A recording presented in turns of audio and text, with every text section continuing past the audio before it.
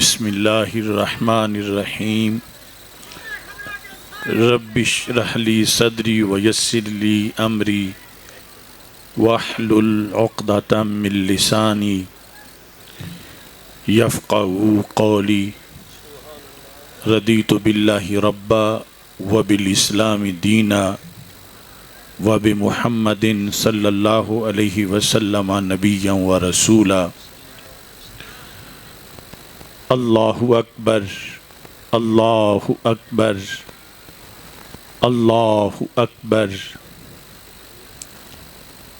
لبیک لبیک لبیک یا رسول اللہ صلی اللہ علیہ وسلم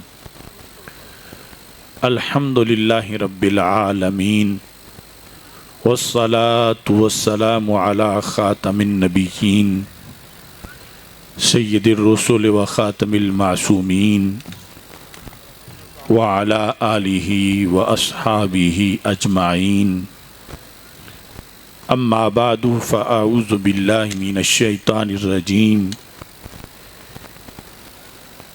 بسم اللہ الرحمن الرحیم وتعزروہ وتوقروہ صدق اللہ العظیم وصدق رسوله النبی الکریم الامین ان اللہ وملائکتہ یصلون علی النبی یا ایہا الذین آمنوا صلوا علیہ وسلموا تسلیما الصلاۃ والسلام علیکہ یا سیدی یا رسول اللہ وعلى آلك وأصحابك يا سيدي يا حبيب الله الصلاة والسلام عليك يا سيدي يا خاتم النبيين وعلى آلك وأصحابك يا سيدي يا خاتم المعصومين مولاي صل وسلم دائما أبدا على حبيبك خیر الخلق کلہم منزہ عن شریک فی محاسنہ فجوہر الحسن فیہ غیر منقسم محمد تاج رسل اللہ قاطبۃ محمد صادق الاقوال والکلم محمد ذکرہ روح لانفسنا محمد شکرہ فرد علی الامم رب صلی وسلم دائما ابدا علی حبیبک خیر الخلق کلہم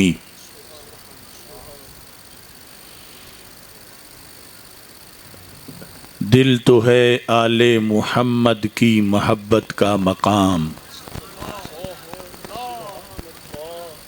دل تو ہے آل محمد صلی اللہ علیہ وسلم دل تو ہے آل محمد کی محبت کا مقام دین ہے سارے صحابہ کا مکمل احترام رافضیت خارجیت ناسبیت ہے حرام اہل سنت ہیں رسول پاک کے سچے غلام اللہ تبارک و تعالی جل جلالہ وعم نوالہ واتم برہانہ وعظم شانہ وجل ذکرہ وعز اسمہ کی حمد و ثنا اور حضور سرور کائنات مفخر موجودات زینت بزم کائنات دستگیر جہاں غم گسار زمام سید سرورام حامی بے کساں قائد المرسلین خاتم النبیین احمد مجتبی جناب محمد مصطفیٰ صلی اللہ علیہ وعلی آلہ واصحابہ وبارک وسلم کے دربار گوہربار میں ہدیہ درود و سلام عرض کرنے کے بعد السلام علیکم ورحمۃ اللہ وبرکاتہ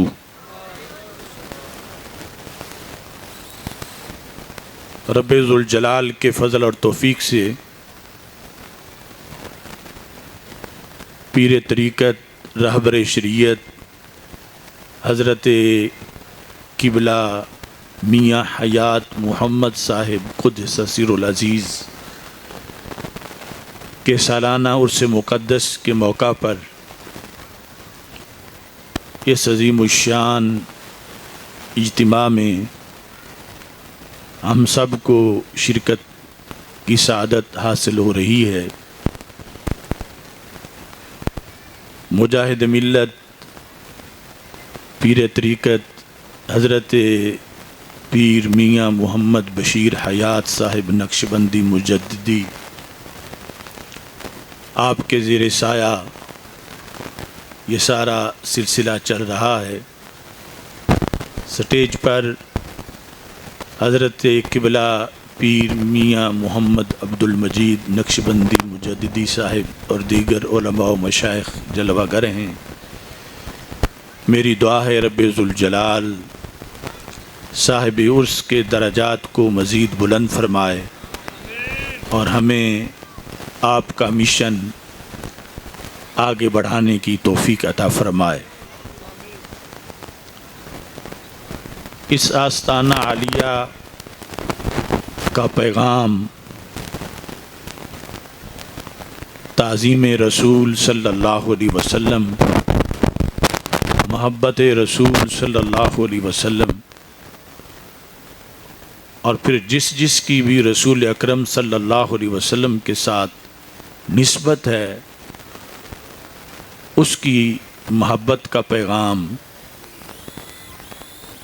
جو قبلہ میاں حیات محمد صاحب سے لے کر آج تک مسلسل دیا جا رہا ہے، آج بھی اسی پیغام کی خاطر یہ اجتماع انعقاد پذیر ہے اور وہی سبق اگلی نسلوں تک پہنچایا جا رہا ہے۔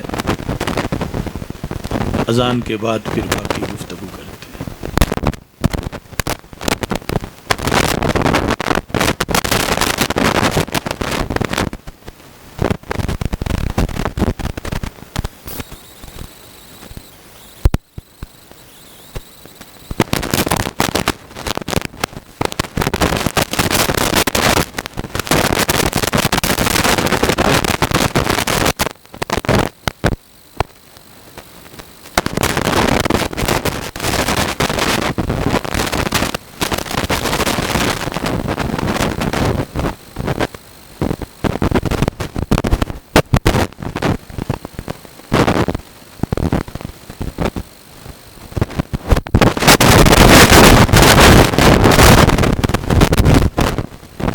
انشاءاللہ دعا کے بعد باجماعت نماز ادا کی جائے گی۔ سارے حضرات تشریف رکھیں۔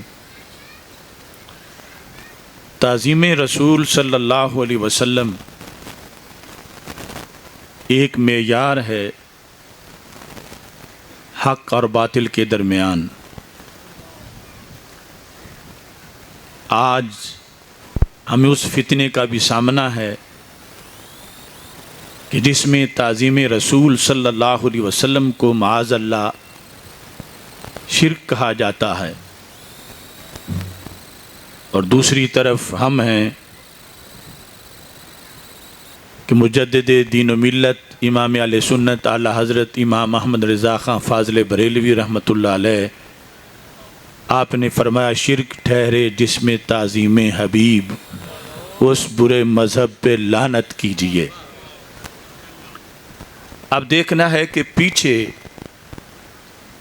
اسلام میں رسول اکرم صلی اللہ علیہ وسلم نے کیا سبق دیا، قرآن نے کیا سبق دیا، صحابہ نے کیا سبق پڑھا، اہل بیت اطہار رضی اللہ تعالی عنہم نے کس پیغام کو پھیلایا۔ تو رب کعبہ کی قسم ان سب کی تعظیمات وہی ہیں جن پر آج بھی اہل سنت و جماعت قائم ہیں۔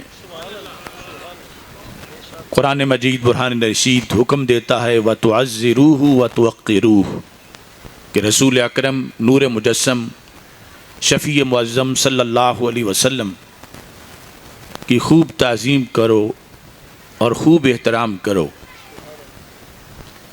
جس وقت صحابہ کرام رضی اللہ تعالی عنہم حدیبیہ میں بیٹھے ہوئے تھے اور قریش کے سفیر مذاکرات کے لیے آ رہے تھے، جو آخری سفیر آئے ان کا نام عروہ بن مسعود تھا۔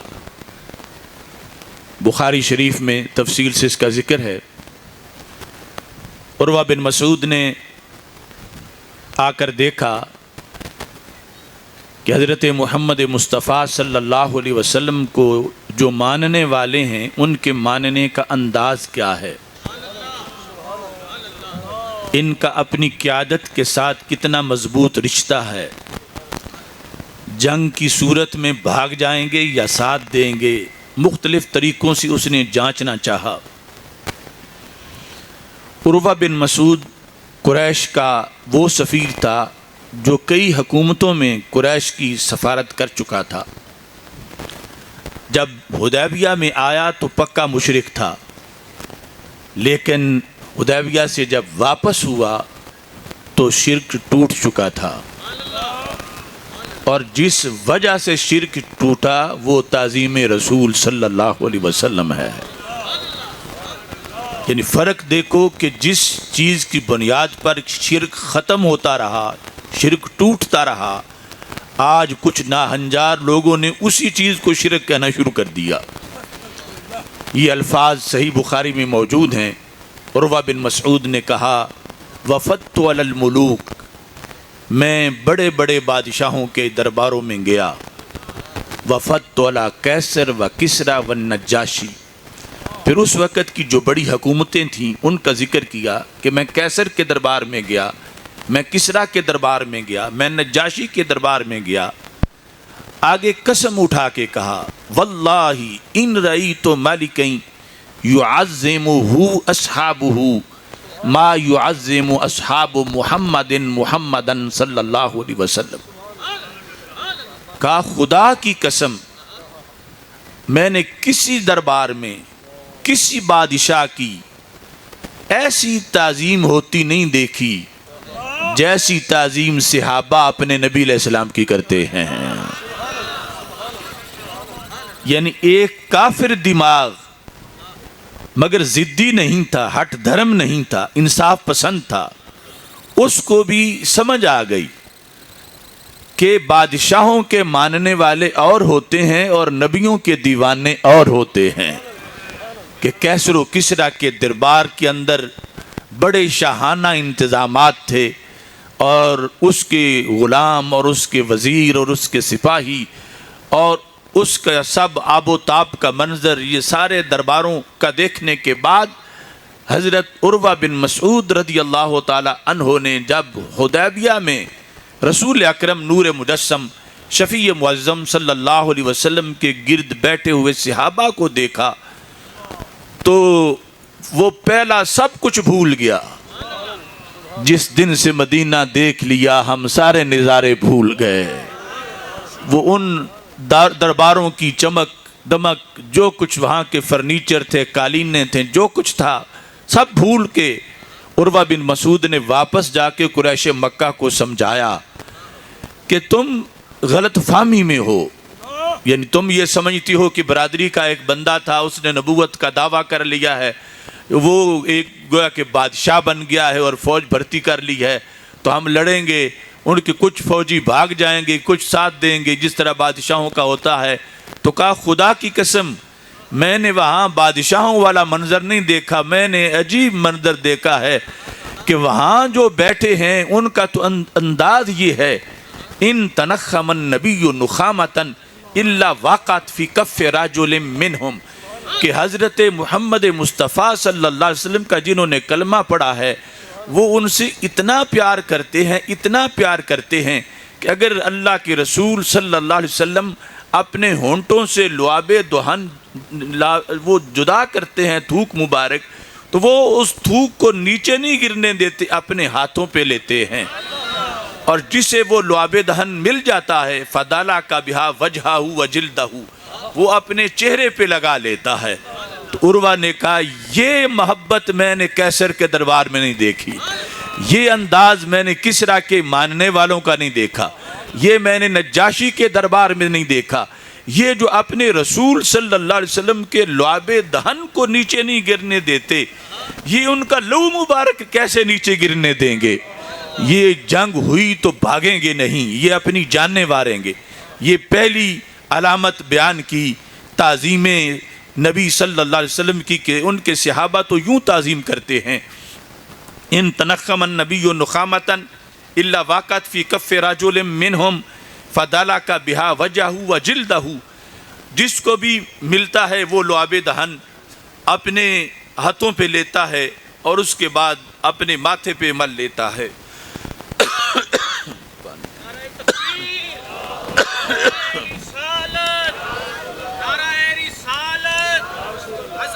شان مصطفیٰ، عظمت و شان مصطفیٰ، تاجدار ختم نبوت، تاجدار ختم نبوت، تاجدار ختم نبوت۔ اور پھر رسول اکرم نور مجسم شفیع معظم صلی اللہ علیہ وسلم کے ساتھ صحابہ کا جو ادب کا منظر تھا، جو مختلف مقامات پر جس کو روایت کیا گیا، بالخصوص حدیث بطحہ میں، کہ جب رسول پاک صلی اللہ علیہ وسلم وضو فرماتے تھے اور جو پانی آپ کے پیکر کو مس کرتا تھا، جب مشکیزے میں پڑا تھا تو اس کے لیے جھگڑا نہیں تھا، لیکن جب سرکار اسے وضو کے لیے استعمال کرتے تھے تو عروہ نے پچھلوں کو جا کے یہ بھی بتایا، قادو یقتتلون علی وضوئہ، کہ ویسے تو شیر و شکر ہیں، ان میں کوئی جھگڑا نہیں، لیکن وضو والا پانی لینے میں قریب ہے کہ ان کا جھگڑا بھی ہو جائے، یعنی تبرک میں وہ ایثار نہیں کرتے۔ ویسے تو احد میں زخمی پڑے ہوں اور پانی کی بوند سے امید ہو کہ جان بچ سکتی ہے تو وہ کہتے ہیں میری خیر ہے، اگلے کو پانی پلا دو، مگر رسول اکرم صلی اللہ علیہ وسلم کے پیکر سے لگے ہوئے پانی اور سرکار کے استعمال شدہ پانی کے بارے میں وہ ہر ایک اس پانی کو لینا چاہتا ہے۔ اور حدیث بطحہ میں یہ ہے، جس کو آج لوگ توہم پرستی کہنا شروع ہو گئے ہیں اور اس کو بطور خاص کہتے ہیں کہ یہ بریلویت ہے، اصل میں یہ طریقہ وہاں سے چل کے آیا ہے جو رسول اکرم صلی اللہ علیہ وسلم کے صحابہ نے سرکار کے سامنے اختیار کیا ہے۔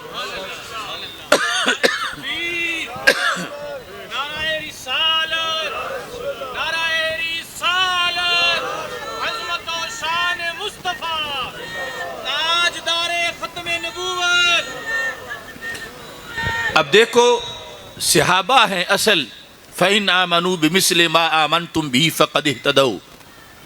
اللہ فرماتا ہے کہ اگر دوسرے لوگ ان کے ایمان کی طرح ایمان لے آئے تو پھر ان کا ایمان قبول ہو جائے گا۔ حدیث بطحہ میں یہ ہے کہ رسول اکرم صلی اللہ علیہ وسلم کے وضو کا پانی جب ٹپک رہا تھا تو بہت سے صحابہ تھے، ہر ایک کوشش کر رہا تھا کہ مجھے کوئی قطرہ مل جائے، لیکن پھر بھی صحابہ زیادہ تھے، پانی تھوڑا تھا۔ اب جن کو نہیں ملتا تھا وہ کیا کرتے تھے؟ آج سعودی عرب سے جو کتابیں چھپتی ہیں ان میں یہ ہے کہ یہ تمسو ملنا برکت کے لیے کسی چیز کے ساتھ اپنے ہاتھ کو، یہ شرک ہے، یہ بدعت ہے، اس میں کیا پڑا ہے کہ فلاں چیز کو ہاتھ لگاؤ، فلاں چیز کو سے برکت حاصل کرو۔ جو رسول اکرم صلی اللہ علیہ وسلم کی طرف منسوب چیزیں ہیں ان کو بھی ہاتھ لگانے سے بطور تبرک منع کرتے ہیں اور فتوے لگاتے ہیں۔ لیکن یہاں صحابہ کا دین کیا ہے؟ صحابہ کا دین یہ ہے کہ بخاری شریف میں ہے، مَن لَمْ يُصِبْ مِنْهُ آخَذَ مِنْ بَلَلِ يَدِ صَاحِبِهِ، کہ جسے کوشش کے باوجود کوئی قطرہ نہیں ملتا تو وہ اپنے آپ کو تسکین کیسے دیتا ہے؟ آخذ من بلل ید صاحبہ، بلل کہتے ہیں تری کو، کہ اس کے دوست کا جو ہاتھ تر ہے سرکار کے پانی سے وہ اپنا ہاتھ اس کے ہاتھ پہ ملتا ہے۔ آخذ من بلل ید صاحبہ، وہ اپنے صاحب کے ہاتھ سے تری وصول کرتا ہے اپنا ہاتھ رگڑ کے۔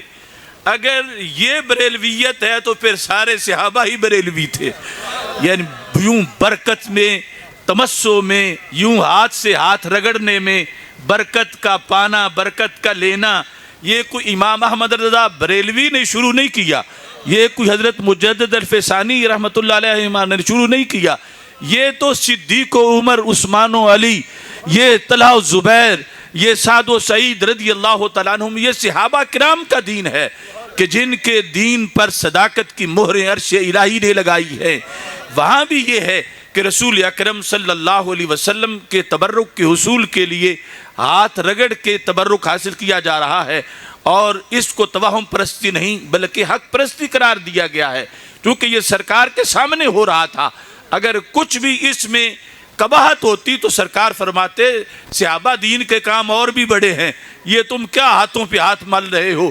ہرگز رسول پاک صلی اللہ علیہ وسلم نے منع نہیں کیا۔ تو تعظیم کا وہ طریقہ جو صفہ سے شروع ہوا، جو دار ارقم سے شروع ہوا، جو مکہ مدینہ سے شروع ہوا، جو بدر و حنین سے شروع ہوا، اگر آج اس طریقے کو دیکھو گے تو وہ اہل سنت و جماعت میں پایا جائے گا۔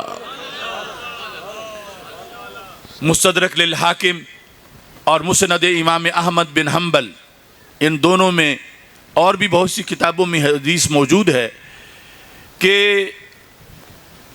مروان کا جب دور تھا اور وہ مدینہ منورہ کا گورنر تھا، وہ گزرا رسول اکرم نور مجسم شفیع معظم صلی اللہ علیہ وسلم کے روضہ پاک کے پاس سے، تو اس وقت صرف ایک ہی دیوار تھی قبر مبارک کے ارد گرد، حجرہ عائشہ صدیقہ رضی اللہ تعالی عنہا کی، اور دروازہ کھلا تھا، تو باہر سے اندر داخل ہونے والا نظر آتا تھا۔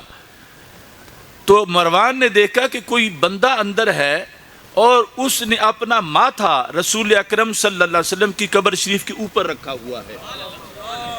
یعنی اس وقت تو 4 دیواریں ہیں، وہاں تک کوئی پہنچ ہی نہیں سکتا، اس وقت ایک ہی دیوار تھی اور دروازہ کھلا تھا، اور آنے والا یعنی رسول اکرم نور مجسم شفیع معظم صلی اللہ علیہ وسلم کی قبر پہ حاضری دے رہا تھا، اور جالیوں کو ہاتھ لگانا تو درکنار، وہ عین قبر شریف کے اوپر اپنا اس طرح ماتھا رکھ کے وہ حاضری دے رہا تھا۔ تو مروان نے جب دیکھا تو اس نے کہا ماذا تصنعو، یعنی جھڑکی کے انداز میں کہ تو کیا کر رہا ہے؟ اس نے سمجھا کہ معاذ اللہ کوئی جاہل بندہ ہے، اس کو صحیح شریعت اور طریقت کا اور آداب کا پتہ نہیں، اور اپنا سر اس نے رکھ دیا ہے رسول اکرم صلی اللہ علیہ وسلم کی قبر شریف کے اوپر، اور یہ کوئی بے ادبی کر رہا ہے یا بدعت کر رہا ہے۔ یہ کہنے کے بعد وہ خود آگے بڑھا۔ آگے جب اس نے دیکھا تو جو حاضری دینے والا تھا وہ کوئی ملنگ نہیں تھا، اذا ہوا ابو ایوب الانصاری رضی اللہ تعالیٰ عنہ، کہ جو حاضری دے رہے تھے وہ میزبان رسول حضرت سیدنا ابو ایوب انصاری رضی اللہ تعالیٰ عنہ تھے۔ تو اب مروان ڈر گیا، اور حضرت ابو ایوب انصاری نے آگے سے جواب دیا کہ میں کیا کر رہا ہوں، کہ تو پوچھتا ہے ماذا تصنعو، کیا کر رہے ہو؟ اب یہاں 2 طریقے ہیں، ایک طریقہ دوسرے لوگوں کا ہے اور ایک طریقہ ہمارا ہے۔ میں یہ بتانا چاہتا ہوں کہ ہم امت کی فصل میں جمی ہوئی جڑی بوٹیاں نہیں، ہم اصل مکی مدنی پنیری ہیں، اور جو جڑی بوٹیاں ہیں ان کا انداز اور ہے۔ اب صحابہ کرام رضی اللہ تعالی عنہم اصل دین جانتے ہیں، تو حضرت ابو ایوب انصاری نے کیا جواب دیا؟ آج جس وقت یعنی اتنی صدیاں گزرنے کے باوجود ہمارے علماء کرام، پیران طریقت، حفاظ و قراء پڑھے ہوئے لوگ ہیں، وہ تو اپنی جگہ سادہ سادہ سنی ان پڑھ بھی جاتے ہیں مدینہ منورہ، یا جانا چاہتے ہیں یا جا کے آتے ہیں، تو ان کے یہ لفظ ہوتے ہیں، وہاں ہو تو فون کرتا ہے تو کہتا ہے میں اللہ کے رسول علیہ السلام کے قدمین شریفین میں بیٹھا ہوا ہوں، میں سرکار صلی اللہ علیہ وسلم کے در پہ حاضر ہوں۔ آتا ہے تو کہتا ہے کہ میں اپنے آقا صلی اللہ علیہ وسلم سے مل کے آیا ہوں، سرکار کے پاس سے ہو کے آیا ہوں۔ جانا چاہتا ہو تو بار بار اس تمنا کا اظہار کرتا ہے کاش مجھے سرکار بلا لیں اور میں سرکار کے در پہ حاضر ہو جاؤں. یہ بال یقین ایسا ہی ہے نا. اور ایک دوسرا دھڑا ہے، وہ وہاں حج پر بھی کہتے ہیں حج جب کر لیا تو اب ادھر جا کے کیا کرنا ہے. معاذ اللہ عجیب و غریب لفظ بولتے ہیں. کوئی کہتا ہے وہاں پتھر ہے، وہاں یہ ہے، وہاں یہ. کوئی ان پہ میں الزام نہیں لگا رہا، وہ ایسا تقریریں کرتے ہیں اور روکتے ہیں اور وہاں کے بارے میں ایسے لفظ بولتے ہیں دربار رسالت صلی اللہ علیہ وسلم کے بارے میں. اب جس وقت مروان نے کہا ماذا تصنعو، یہ کیا کر رہے ہو، اور پھر دیکھا تو وہ کرنے والے کوئی جاہل نہیں تھے، وہ بڑے پڑھے لکھے صحابی تھے. ہر صحابی حجت ہے. اصحابی کالنجوم بیئہم اقتدیتم اہتدیتم. تو وہ تو حضرت ابو ایوب انصاری ہیں. ان کا جواب سنو. اب ان کے جواب سے پتہ چلے گا جو صحابہ کے عقیدے پر آج بھی ہیں انہیں ہی بریلوی بھی کہا جاتا ہے اور انہیں اہل سنت بھی کہا جاتا ہے. جواب بڑا عجیب تھا. فرمانے لگے جئت رسول اللہ صلی اللہ علیہ وسلم ولم آت الحجر. مروان سن، میں پتھر کے پاس نہیں آیا، میں اپنے نبی کے پاس آیا ہوں. نعرہ تکبیر، نعرہ رسالت، نعرہ رسالت، نعرہ رسالت، نعرہ رسالت. مسلک حق اہل سنت و جماعت. لبیک لبیک لبیک یا رسول اللہ، لبیک لبیک لبیک یا رسول اللہ، لبیک لبیک لبیک یا رسول اللہ. امت میں اس وقت یعنی دو بیانیے ہیں. ایک ہے پتھر والوں کا، وہ یہاں بھی تقریریں کرتے ہیں، وہاں بھی کھڑے ہوتے ہیں متوی اور کہہ رہے ہوتے ہیں. اور ایک یہ ہے کہ میں اپنے رسول کے پاس آیا ہوں. تو صحابہ کس نظریے پر تھے، صحابہ کس عقیدے پر تھے؟ جس عقیدے پر کل حضرت ابو ایوب انصاری رضی اللہ تعالی عنہ تھے، جو مسند امام احمد میں ہے، جو مستدرک للحاکم میں ہے. آج خدا کا فضل ہے پڑھے ہوئے سنی تو اپنی جگہ ان پڑھ بھی اسی عقیدے پر ہیں، اور وہ ان بزرگوں اور آستانوں کے فیض کی وجہ سے کہ کہتے ہیں کہ ہم اپنے رسول صلی اللہ علیہ وسلم کے پاس آئے ہیں. اور حضرت ابو ایوب انصاری اتنا جواب دے کر بھی چپ کر سکتے تھے کہ میں اپنے رسول صلی اللہ علیہ وسلم کے پاس آیا ہوں، لیکن آپ کی بصیرت تھی کہ ایسے بندے بھی آئیں گے جو حجر کہیں گے، جو پتھر کہیں گے، تو میں ان کی نفی کر دوں کہ میں پتھر کے پاس نہیں آیا، میں اپنے رسول صلی اللہ علیہ وسلم کے پاس آیا ہوں. مسلک اہل سنت و جماعت یہ تعظیم کا مسلک ہے، اور صحابہ نے تعظیم کی. اور جو ابھی حدیث میں نے پڑھی کہ ان رہی تو مالک یعظم اصحاب ما یعظم اصحاب محمد محمدن صلی اللہ علیہ وسلم. جتنی تعظیم اصحاب محمد صلی اللہ علیہ وسلم اپنے نبی علیہ السلام کی کرتے ہیں، تو بخاری میں پتہ کیا چلا کہ صحابہ تعظیم کرتے تھے. اور دوسرا ٹولہ کہتا ہے کہ تعظیم شرک ہے، تو وہ تو پھر صحابہ پہ بھی شرک کا فتویٰ لگا رہے ہیں. اس لیے اعلیٰ حضرت نے کہا شرک ٹھہرے جس میں تعظیم حبیب، اس برے مذہب پہ لعنت کیجئے. کہ صحابہ کا تو شعار تھا، ان کی جو تعظیم کا انداز تھا، اس کو دیکھ کر تو مشرکوں کا شرک ٹوٹ گیا. تعظیم نبی اس طرح کرتے ہیں صحابہ کرام رضی اللہ تعالی عنہم. تو وہی سبق اللہ کے فضل سے جو صحابہ کرام رضی اللہ تعالی عنہم اور اہل بیت اطہار رضی اللہ تعالی عنہم نے امت کے سامنے پیش کیا، اور کربلا کے میدان میں حضرت امام حسین رضی اللہ تعالیٰ عنہ نے پیش کیا. اللہ کے فضل سے اسی حسینی مشن پر آج بھی اہل سنت و جماعت کاربند ہیں. کوئی محبت اس محبت کا مقابلہ نہیں کر سکتی جو سنی کے سینے میں اپنے محبوب صلی اللہ علیہ وسلم کی ہے. اور ایک بڑا پکا فارمولہ ہے، چونکہ آج دنیا میں بڑی تلخیاں ہیں، بڑے نشیب و فراز ہیں، بڑی ٹینشنیں ہیں لوگوں کے لیے، بڑی پریشانیاں ہیں. ہمارے آقا صلی اللہ علیہ وسلم چونکہ آخری نبی ہیں، تو آپ نے ان ساری چیزوں کے علاج بتائے ہوئے ہیں. تو ہمارے آقا صلی اللہ علیہ وسلم کی حدیث سے پتہ چلتا، ایک ہے مومن ہونا، اور ایک ہے مومن ہوتے ہوئے اپنے ایمان کی لذت محسوس کرنا. یہ دو جدا چیزیں ہیں. فقط مومن ہونا، اس میں ایمان کی لذت نہ چکھنا، پھیکا پھیکا ایمان ہونا، یہ اور چیز ہے. لیکن ایک یہ ہے کہ ایمان کی لذت چکھنا. تو میرے محبوب صلی اللہ علیہ وسلم ارشاد فرماتے ہیں جس نے لذت ایمان چکھ لی دنیا کا کوئی غم اسے نڈھال نہیں کر سکتا. اور لذت ایمان چکھنے کے لیے جو اصول بتائے ان میں سے ایک یہ ہے کہ اگر بندہ اس پہ کار بند ہو جائے تو اسے کوئی ٹینشن نہیں، اسے کوئی غم نہیں، اسے کوئی پرواہ نہیں. برادری ناراض ہو جائے، زمانہ ناراض ہو جائے، کچھ بھی ہو جائے. وہ کیا اصول ہے؟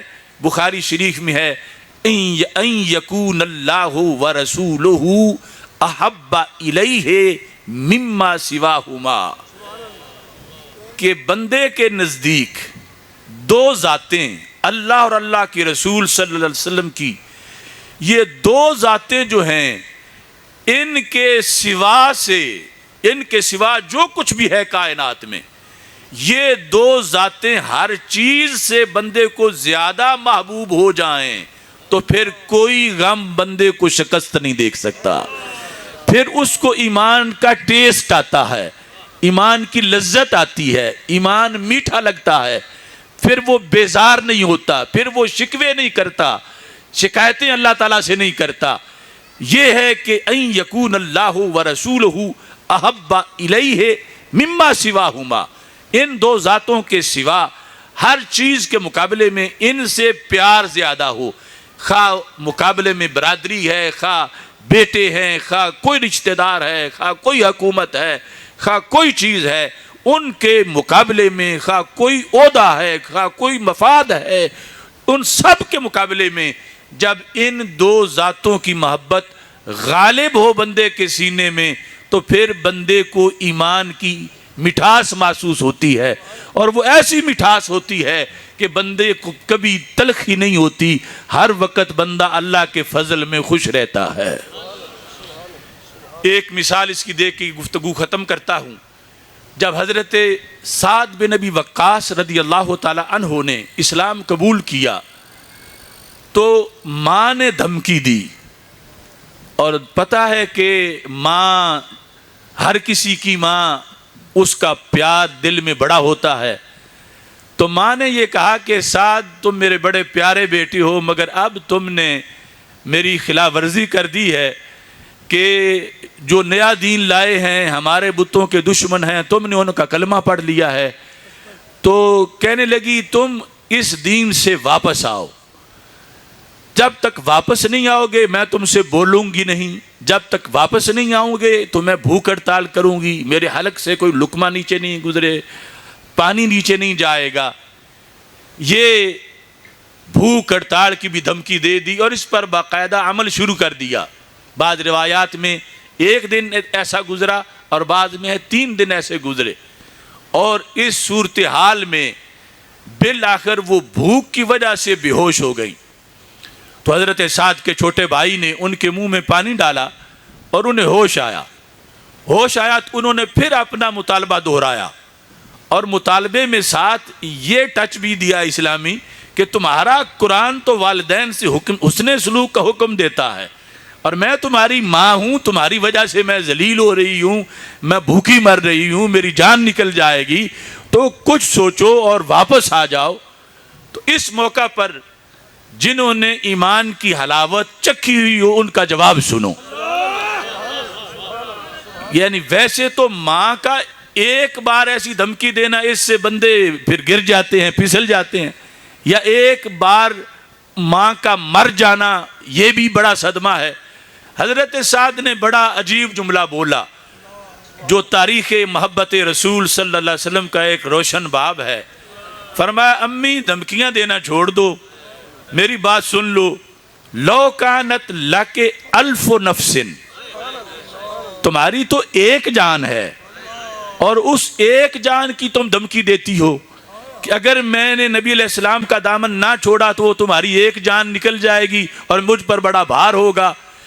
سنو، اگر تمہاری 1000 جان ہو اور 1000 جان یک بار نہ نکلے، ایک ایک کر کے نکلے، ایک نکلے، پھر تم دھمکی دو زندہ ہو کے ساتھ واپس آؤ ورنہ میں پھر مرنے لگی ہوں. تو کہا میں 1000 بار تجھے مرتا دیکھ لوں گا مگر ایک بار بھی در حبیب سے واپس نہیں آؤں گا.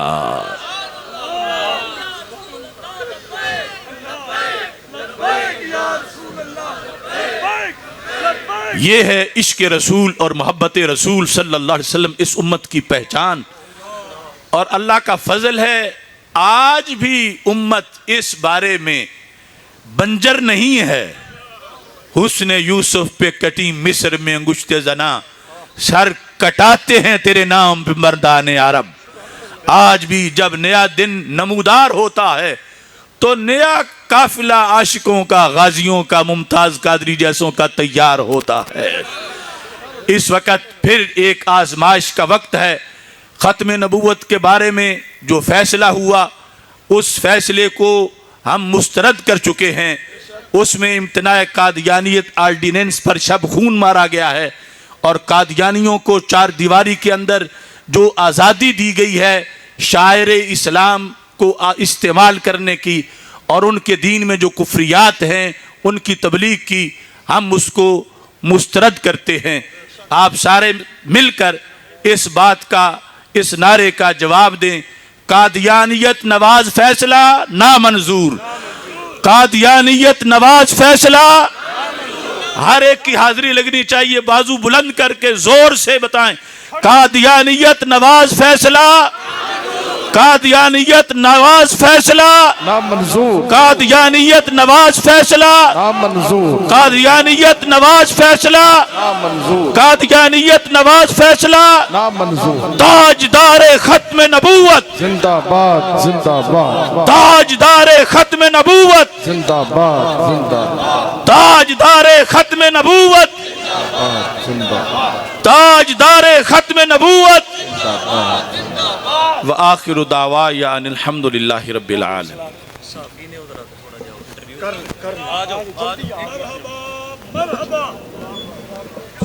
تمام دوست تشریف رکھیں، تمام دوست تشریف رکھیں اسی جگہ پہ، اسی جگہ پہ، اسی جگہ پہ. نماز کا وقت بھی دیا جائے گا، درود و سلام ہوگا، دعا ہوگی. دوست ابھی تشریف رکھیں. آپ نے تھوڑی دیر تشریف رکھیں، بس جماعت کروانے ہیں انشاءاللہ تعالی. مسجد میں ہوگی، ہم لوگ جماعت کے تھوڑی دیر واسطے